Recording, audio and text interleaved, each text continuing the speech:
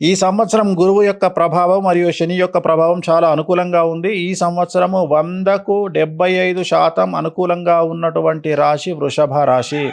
విద్యార్థులకు ఉత్తీర్ణత శాతం బాగుంటుంది. మార్కులు పెరుగుతాయి. విదేశీ వీసాలు అప్రూవల్ అయితాయి. విదేశాల్లో ఉండేవారికి ఉద్యోగాలు దొరుకుతాయి. రాజకీయ నాయకులకు పదవులు లభిస్తాయి. పార్టీ పదవులు లభిస్తాయి. నామినేటెడ్ పదవులు లభిస్తాయి. ఎన్నికల్లో సర్పంచ్ ఎన్నికల్లో పోటీ చేస్తే గెలుపుంటుంది. అలాగే సైనిక రంగం వారికి అనుకూలంగా ఉంటుంది. పోలీస్ డిపార్ట్మెంట్లో పనిచేసే వారికి అనుకూలంగా ఉంటుంది. ఉద్యోగస్తులకు ట్రాన్స్ఫర్స్, ప్రమోషన్లతో కూడినటువంటి బదిలీలు ఉంటాయి.